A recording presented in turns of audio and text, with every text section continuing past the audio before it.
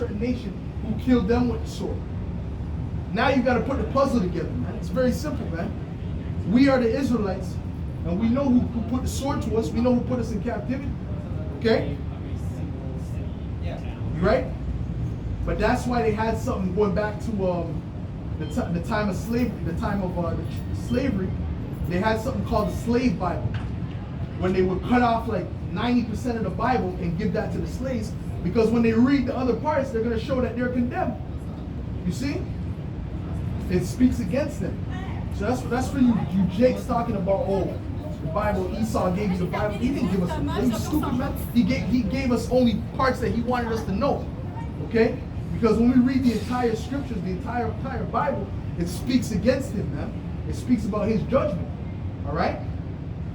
So that's why he gave us something called the slave Bible, where he took out 90% of it and only left the ones that would be in his benefit. You understand? That's why he did that. Okay? But at the end of the day, it doesn't matter what he does, because what's written in here is going to come to pass. Okay? He's still going to go into slavery. He's still going to have to suffer that punishment for what he did to us, man. All right? And that's written, man. Matter of fact, I can end it off with Jeremiah. I'll end off with Jeremiah 49 real quick. All right, this is Jeremiah 49.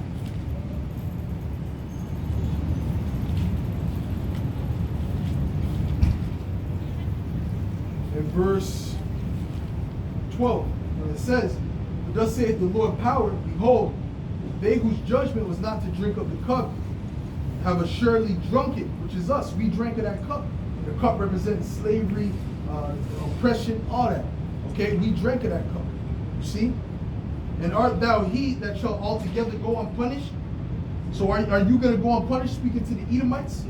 All right? They had to go through captivity. Are you going to go unpunished? "Thou shalt not go unpunished, but thou shalt surely drink of it." All right? So the Most High said you're not going to go unpunished, but you're surely going to drink of that cup. All right? So that's the bottom line. The Most High believes in an eye for an eye, a tooth for a tooth, especially when it comes to his chosen people. You're not going to put the Israelites in captivity and think that everything's going to be all good, man. Absolutely not, man. The Most High has a controversy with you. All right? The Most High has a problem with you. Okay? And that problem is going to be resolved when Yahweh Shai comes back. Because he's going to be the one to take you down, and he's going to come with many crowns on his head. Okay? And he's going to basically execute judgment upon the heathen, man. All right? And which the scriptures refer to Yahweh Shai as what? The destroyer of the Gentiles. You see? See? So how can this be about everybody if he's the destroyer of the Gentiles? It doesn't make sense. You know? Matter of fact, we end this off on Psalms 148, man.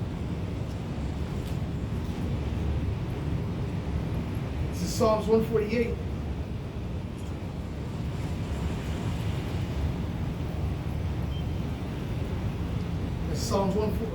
Psalms 149 and 6. "Let the high praises of the Most High be in their mouth, and a two-edged sword in their hand, to execute vengeance upon the heathen, and punishments upon the people, to bind their kings with chains, and their nobles with fetters of iron, to execute upon them the judgment written. This honor have all his saints. Praise ye Yahweh Hashem Yahweh Shai." All right, so that's it. We're gonna have to bind up these heathen. So with that, I'm gonna give all praises, glory, and honor to Yahweh, Bahashem, Yahweh Shai, Bahashem, Rahak Dash, and Shalom to you, sincere Akim out there pushing this word out. Shalom.